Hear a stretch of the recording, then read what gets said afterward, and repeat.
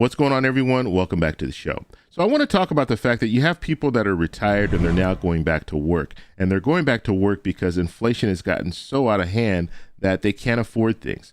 So we're going to talk about that. But first off, if you guys can do me a favor, please like the video, subscribe to the channel, hit that little bell notification, and then click all. By clicking all, you'll get notified anytime we post a video. We do daily videos here, so by clicking the bell notification and clicking all, you should be getting updated every day. And just a reminder, thank you guys all for your support. And if you'd like to follow me on Twitter, you can at the TEC Show Live. Okay, so I want to show you a clip, but before I show you this clip, I want to tell you a story. So I went to get my bike fixed yesterday. I'm going to start riding my bike a little bit more. I need to get more active. I go on walks every day, but I want to start riding my bike as well. So I needed to get my bike tuned up, and so I went to a local shop. And when I looked this shop up, I didn't realize that it was actually a person's house. It was at the back of their house. They had a full-on bike shop back there. And so I was talking to this gentleman. He was telling me he worked for 30 years. He's now retired, and now he is doing this as a side hustle, just for some extra money. And a lot of people do that. Some people will retire and they'll have a little side hustle going on. And I've talked about this in the past. That's what I do. Like, I have had some side hustles or different things that I know how to do. And so I've retired, but I can always pull in a little extra income by doing certain different things. YouTube is one of them. I've also talked to some of my friends that have retired because we all work together. And so now we're retired and we're doing little things on the side. And so this is not uncommon, but now it's even more crucial for some people who are really struggling. You have people out there that have been struggling even before inflation. And now that inflation's hit, they just can't manage. And now they have to go back to work. And so I'm going to show you this clip and we're going to talk about it. Now, this clip was a year old, so this was in the height of inflation. Inflation has been going down in the last 8 months. However, things are still bad for a lot of people. So let me show you this clip and we'll talk about it. Here we go. Americans are now paying more than $300 extra each month on average for the same things they were buying a year ago. That's analysis from Moody's Analytics. Prices for gas and cars and groceries, as you know, all up. The average cost for a gallon of milk in April last year, $3.45. Last month, a little more than $4, 16% increase. Higher prices are tough to handle when you're working, but for many retirees on a fixed income, it's really leaving very few options. CNBC's Andrea Day now on the choice many are making to get back to work.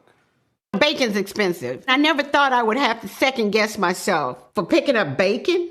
It's one of her favorite foods, but these days, Tina Kasten's cutting back, and it's not just bacon. Clorox bleach, they really increased their prices. And I was talking to a friend of mine. I said, I need a job. She retired 20 years ago after spending 2 decades in the Navy. But we found the 67-year-old in Florida starting the job hunt all over again. My rent has gone up. It's gone up considerably. And my retirement pay is not in line with the rent increase. I pay my taxes. I served in the military. Why am I struggling and have to go back to work right now? Back to work. Just like the nearly 1.5 million retirees across the country over the past year. We've seen a surge in people returning to the workforce in retirement. Jeff Huber is the CEO of Home Instead. The company provides in-home care for seniors. In the last 2 years, we've seen a 14% increase in care professionals aged 60 to 65 and a 50% increase in care professionals over the age of 65. One of those employees, Nyla Hill in Colorado. A dental hygienist for 37 years. Job stress during the pandemic led her to retire and created time for her to care for her ailing mom and brother. I think it's part of who I am, part of my DNA to give to people. I really do. I'm back. That DNA was the start of a new job with Home Instead, where she now takes care of 2 clients and gets paid to do what she loves. When I went back to work, it just felt good. The money does help.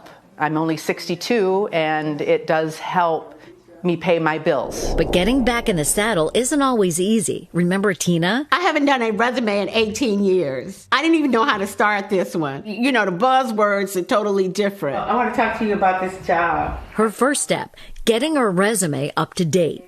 I asked a young lady, I said, look, I need to get back in the field. And she said, why do you want to work? I said, because I'm not finished yet. And she has this message for her next boss. I would be a good asset to your team. You need me.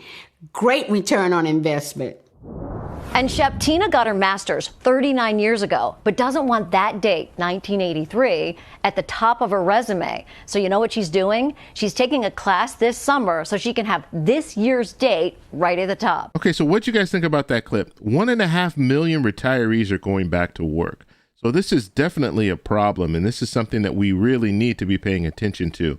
And so when we're looking at, and I've talked about this before, talking about the cost of living adjustments for people receiving Social Security and veterans. And so that cost of living adjustment is not enough. And they've done studies that shown that back if you started receiving Social Security in 2000 and you're still currently receiving Social Security now, you've seen a decrease in purchasing power of about $516 a month. And so that's why you have people that are looking to go back to work, because they can't afford it, because the cost of living adjustments are not keeping up with inflation. So that's one thing that they need to address. They also need to address retirement. You have people on 401ks that once you've retired, they don't have enough in their 401k in order to live comfortably. And so we need to start looking at that. We need to start looking at companies that do not have any type of retirement plan set up, because we know the average person is not going to save on their own. And that's just unfortunate, but that's the way it is. And even if they were to save on their own with a 401k plan, at least with some companies, they will match your contribution. Whereas if you have your own retirement plan, you don't have a company